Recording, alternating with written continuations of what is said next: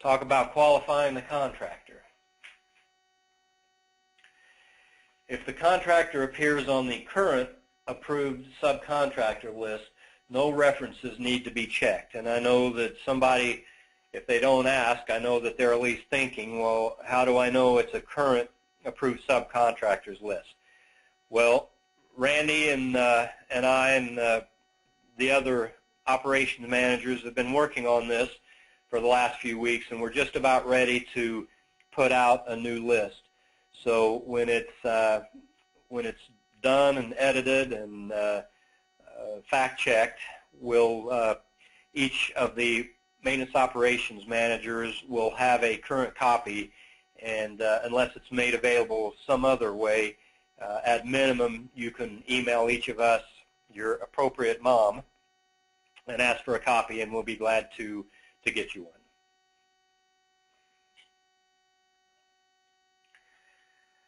Okay. If they are on the approved subcontractor list, no references need to be checked. Simple as that. That does not mean that their insurance is current. We can't possibly, from this office, keep track of whose insurance is updated and who's not. So that part you still need to keep track of, and I think Yardi helps you do that. If you're considering a contractor whom we've never used before, someone on site should, and I really probably should have said must, check references and confirm insurance before they are asked to bid a job.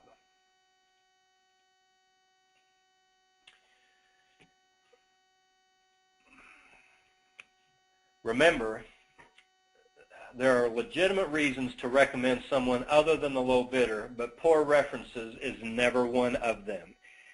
Mr. Glick himself has said over and over in years past, do not let someone bid a job if you are not willing to work with them if they are the most competitive bidder. So always start with that in mind. That philosophy has not changed.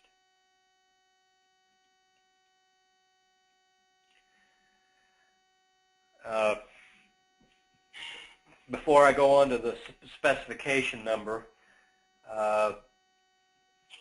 one of the things that might very well be a reason to use someone other than the low bidder often refers to routine services. We recognize that the value of a established painter and cleaner and carpet cleaner cannot be underestimated. The working rapport that you gather with a good painter and a cleaner makes your job so much easier and assures that these units are turned in proper order, and there's a big value to that. So if you are in a situation where you have to get bids, and you still, at least every other year, have to bid these routine services, but if you're within a few percentage points of the low bid, this company that you've used for years, they're not the low bid, but they're within a few percentage points of someone that is, then you can make that recommendation. And that will be considered, I assure you, by the people in the approval process. Okay, so now talking about the specification number. Most everyone is aware of this, but anybody that's brand new to it, the specification starts with a 2-digit job code. The job code, again, if you don't have the list, that can be obtained through your maintenance operations manager, and it generally references the initials of the work that you're going to do. Not always, but usually. Concrete replacement, for example, is likely CR. Of course, carpet replacement would be CR as well, and we don't want any two of these codes to match, so carpet replacement might be CP. But the first 2 digits are always that job code. It's not repeated between one type of work and another. And then the next 3 digits are the company number. And the final 2 are the year. This creates a serial number that is never repeated. It is used for one project in 1 year and one project in 1 year only. This number should appear on every bid document, including maps and drawings that are used in the solicitation process. That's important, and that doesn't happen very often. That number doesn't appear on, maybe you might use an invitation to bidders, or you use a map, or a site plan of some sort. That number should be on everything, so that, going back to the hypothetical situation of needing to be supported by, in a situation where there's a disagreement, if that specification number is on every single document that you gave them to bid from, there can be no question that they were given thorough and consistent information, and it's their problem, not yours, that things went wrong. The request for quote. Almost every bid process includes the request for quote. You can find the template for this at SharePoint using the standards link and typing bid package form in the search engine. The current version you would find there still says 2013, but I don't believe that cell is protected, which means that you can change it if you're working on 2014 documents. An example of a case where you might not use a request for quote is lawn care. There's a separate bid document for that. Occasionally, a job is so complex that you need individual unit prices for who knows how many different things. If the prices that you need become so comprehensive and so detailed that you can't physically fit it within the description box of the request for quote, then with approval and input from the RPM and or the MOM, it's okay to create a bid form specific to that individual job. It's not unheard of for me to have to do that on larger jobs. Timber Creek, for example, one of the new acquisitions, had a list of about a dozen different tasks that were part of the acquisition work that was done soon after we acquired the property. And there was way too much to fit on a request for quote, so a bid form was created for that purpose. But that's rare.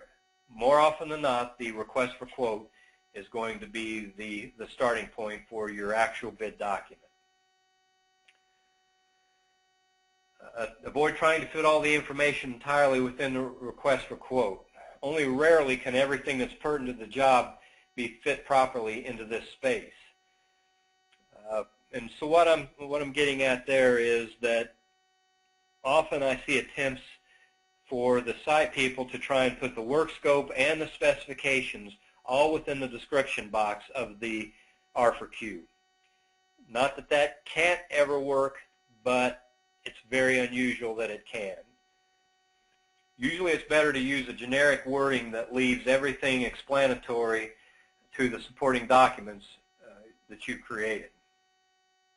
This also eliminates the possibility of inserting conflicting information in the request for quote as opposed to what might be somewhere else. So in other words, just the standard labor and material per the attached specifications, maps, and work scope is really all that needs to appear on the request for quote. Just leave it very, very succinct and generic, and let the attached exhibits do the work for you.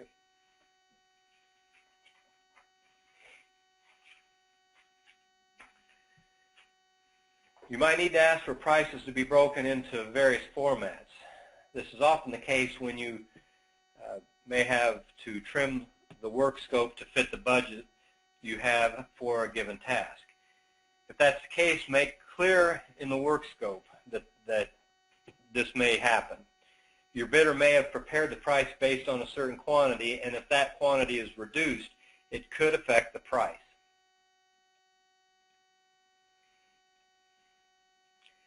Save your template that you create for each job. It's not unusual that you have to go back to it for one reason or another. Many jobs use common contractors, so if you save these, then you can be more efficient often in the preparation of one versus the other, because a lot of the information is duplicated. The other likelihood we talk about often is that you send the 4 requests for quotes out, but you only get 1 bid back. Now you have to start all over. And if you haven't saved the template, then you really are starting all over. And that's the reason why we often will see a bid package that has requests for quotes in it that aren't the same. The language isn't the same, the dates aren't the same, and you can just look at it and tell they were created at different times. And that can draw interest into the package that you don't necessarily want. It can raise questions, it can slow down the approval process, and it's not necessary. So create a template, save it, and then start a new one when the next job comes up. So let's put the package together now. And before we do, I'll unmute here for just a second and see if there are any questions. Okay, any questions so far? Yeah. What's that? And I said, yeah. Oh, no, you have no questions? No. Okay. Oh, no. I have one. All right, we'll move on.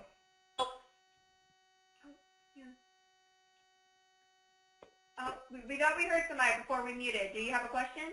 Yeah, I was just wondering, so we need to get the insurance information before we even ask someone to bid, correct? Well, you should give them the insurance information, and if they tell you, yes, I have it, or yes, I would be willing to get it, then you can use your judgment as to whether or not to count on that. But, okay.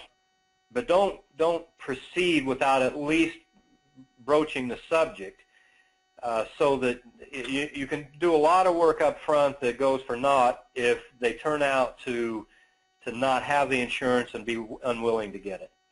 Okay, perfect. I thought you were saying that we needed to have all of their stuff, so we just need to send them our sheet and confirm that they will be able to get that or that they have it. Yep. Perfect. Thank you. Uh-huh. We have a couple questions in the chat box, too. Okay. If you scroll up. Oh, down a little bit. And just use the arrow. There you go. Okay, I've got a question that says, if you have to create a bid package because you didn't receive enough back, should we change the date? I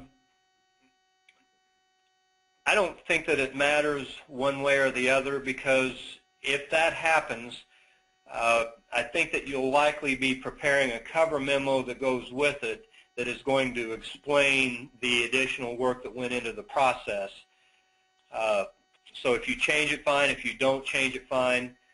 What I just want to make sure of is that that what's in the description box, the real meat and potatoes of the R4Q, is consistent from one to the other, even if it had to be created at different times.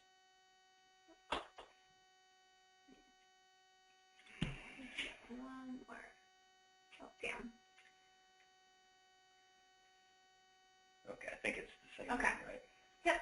Does anybody else have any additional questions? Nope. Okay, we'll move on. Okay, in addition to the completed competitive bid form, which is partially filled out when you create the request for quote, the package should contain, and by the way, I underline the completed because there's a lot of information that is on there that tends to go unaddressed. The budget amounts, for example, or has a designer been used, or there are a number of things that are on there, and if you can answer it, please do. So the bid package will contain the signed request for quotes for all bidders. That kind of goes without saying. It goes without saying, except that last year when I mentioned this second line, a number of people misunderstood it to think that I was referring to everything, so they only put the low bidder's request for quote in the package, in addition to only the low bidder's signed specification, work scope, and so forth. So let me make it clear. The signed request for quote for all bidders, but on the recommended bidder only, we want the signed spec, work scope, etc. Everything that went into the package, we want that from the low bidder only. These packages can generate so much paper that it's hard for us to look through it all. One way that we can automatically cut a lot of that out is to only have to review the bid documents of the low bidder. They should all be the same from one to the next, so there's no reason why we need to see 3 or 4 separate sets of the same thing. Now, that's not to say that you throw the other 2 or 3 sets away for the people you haven't recommended, because it is entirely possible that you that for whatever reason you don't end up working with that low bidder, and now you need those same documents for whoever you choose to go with after the fact. Any map, drawing, or other bid document used in the solicitation process. Way, way, way too often I will see a request for quote that says asphalt repair per the attached map and specifications, and the map isn't there. There's no way that we as the operations managers can do our review without that map. That's really the fundamental inclusion of a lot of the packages, asphalt repair included. One thing that I'll mention that kind of ties in with that, and this was something that Jim Besessi pointed out many years ago.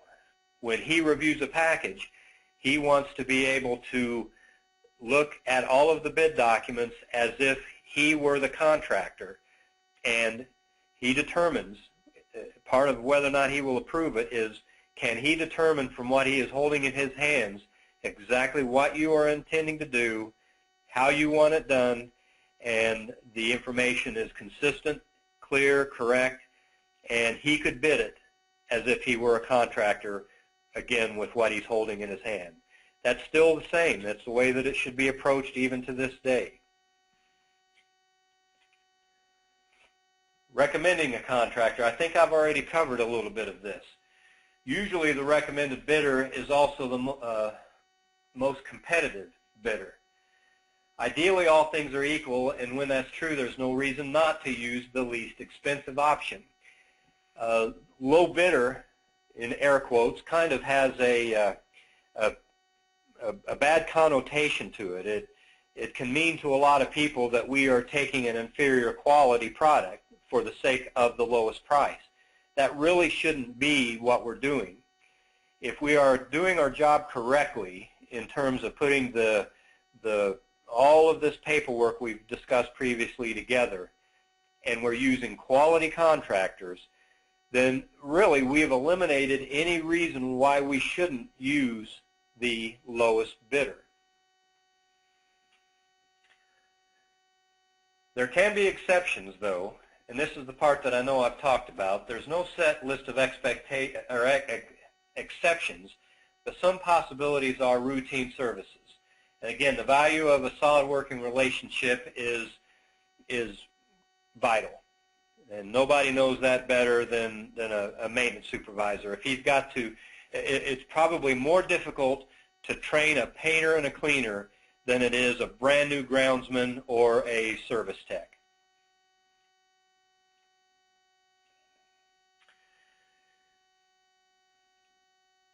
Time-sensitive projects where bids are close and one can get to it much sooner than another. So if the job warrants, if it's the kind of thing where you think that the time issue might exist, do a little bit of research on that. Talk to your contractors. If one guy can get to it fairly quick and the other is way behind and their prices are close, that could very easily be a justification for going to someone other than the low bidder.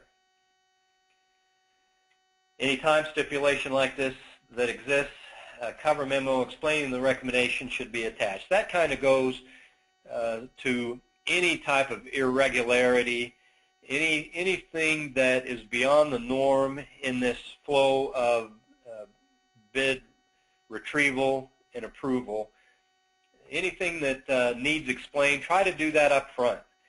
If the abnormality is caught in the approval process, that may mean that the package goes back to you for an explanation. And every time that goes from one desk to another, you can add about 2 weeks to the approval process, if not more. So answer those questions before they're asked, and it can make a huge difference in how quickly you get your package back.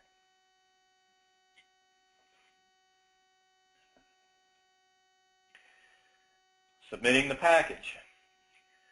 Okay, this is the only thing that is a little bit different than it was last year. Once a completed package, I think I've got a typo there I need to correct.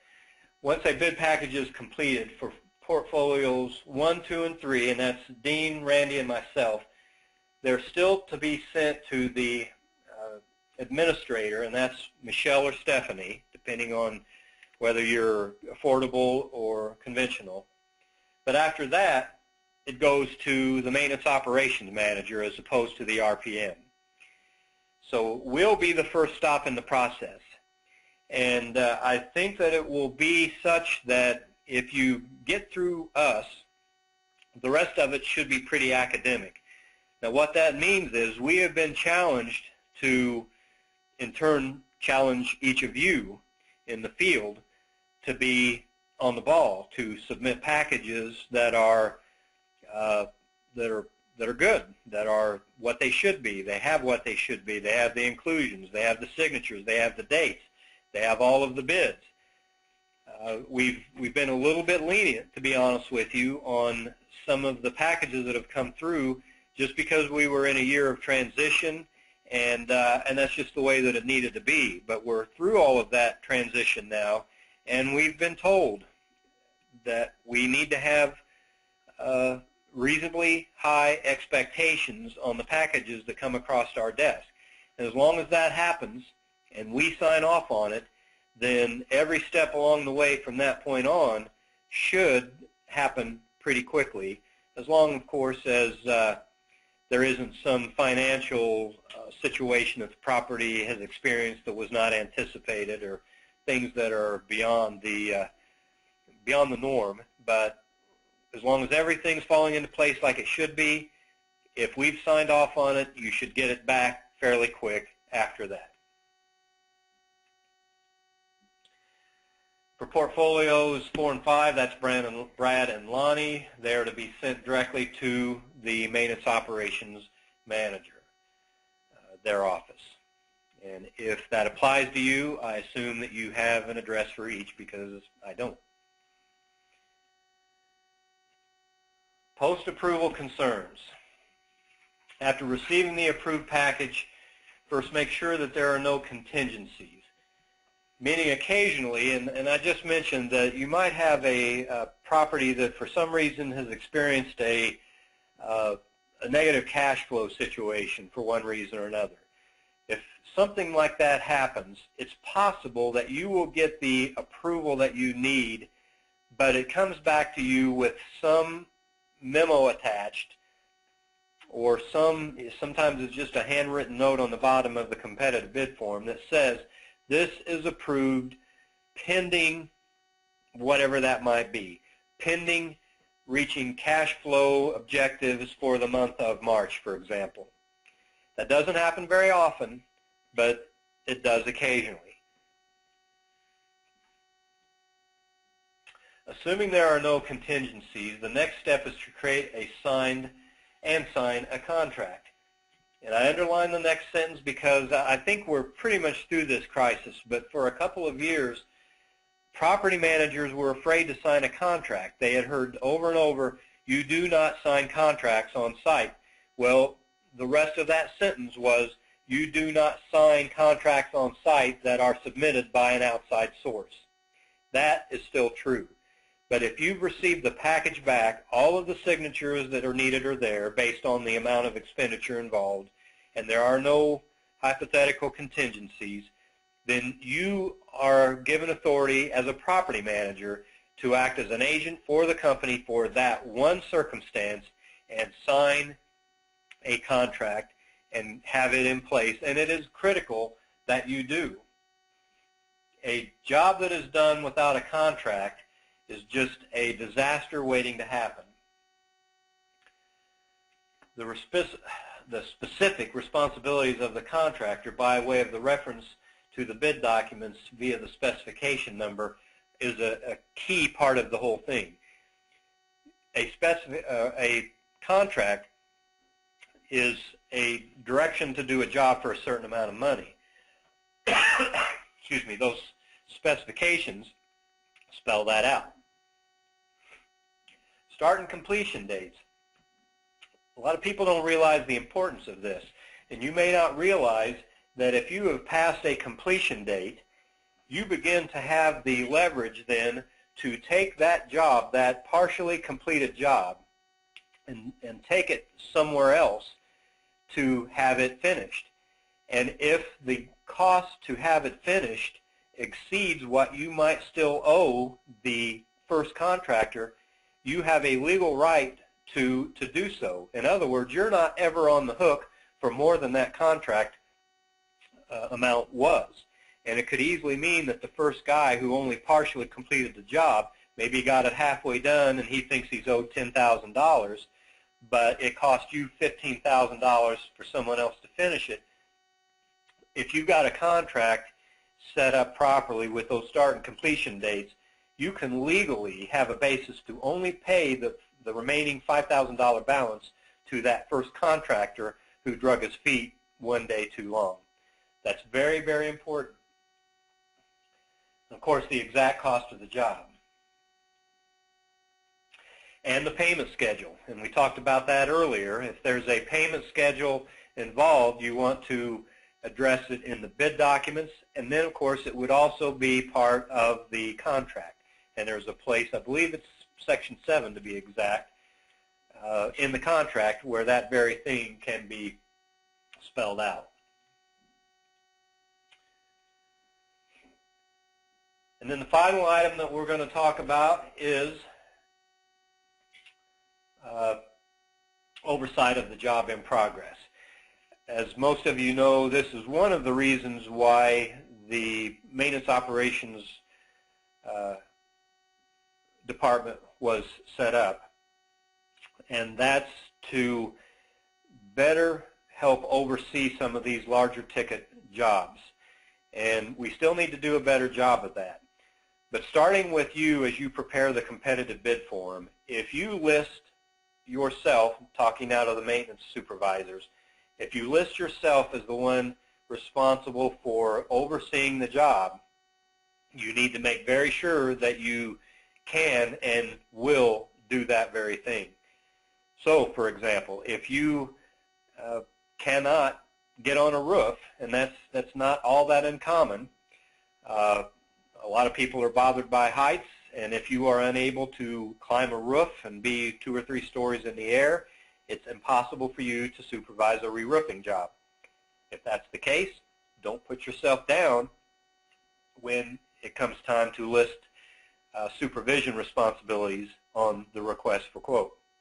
If you need help with that from your maintenance operations manager, whatever it might be a good idea first to call us and talk to us about it. Maybe we'll figure some other way to get you the help, or we'll agree to do it ourselves. And if so, whatever the outcome of that conversation is what you would reflect on the competitive bid form. but it shouldn't be forgotten that if you list yourself as the one responsible, you'll be expected to do that very thing. All right, one last chance for questions. And Paul, I believe you have a few questions in the chat box. Oh, down. There you go. Keep going. Here's it goes. Okay, Michelle Toft. One question, was it Michelle Retzik or Michelle Toft? And I'm sorry for being vague on that when I mentioned it to begin with, but it's Stephanie Jones or Michelle Toft. They are the administrators that work for Julie Yesnick, Linda Orange, and Sarah Wood, and they do the logging of the package, the bid package log. They do the input of that log, I should say, and so you send it to them.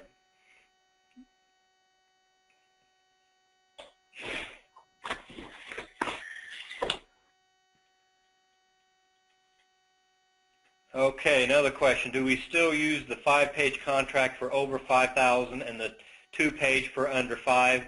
The answer is yes, you do. Do we have on the sign request for quotes, just the recommended bidder? That's the only initials you want as far as on the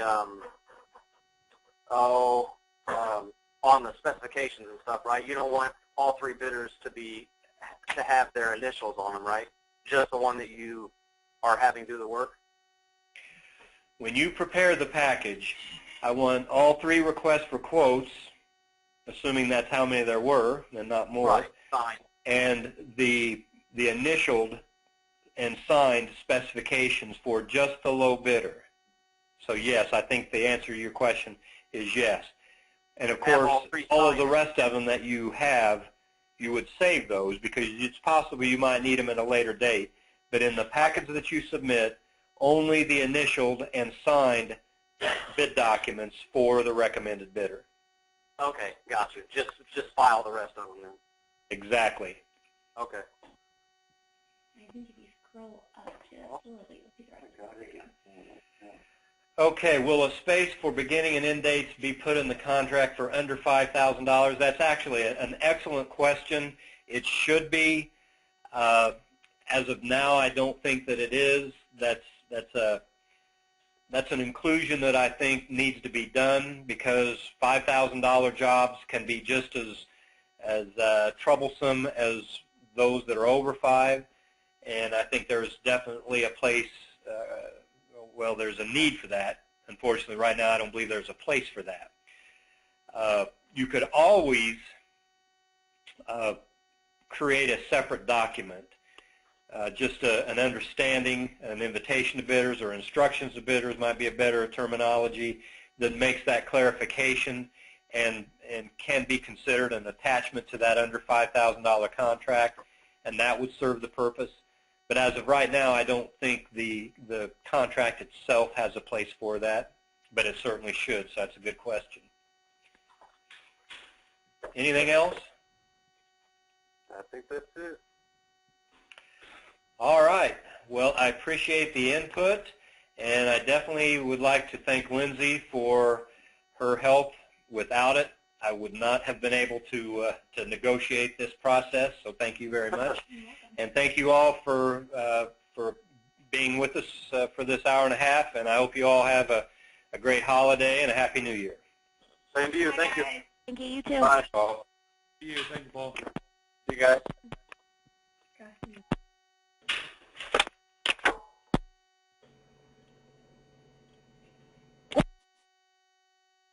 Welcome to your creation and follow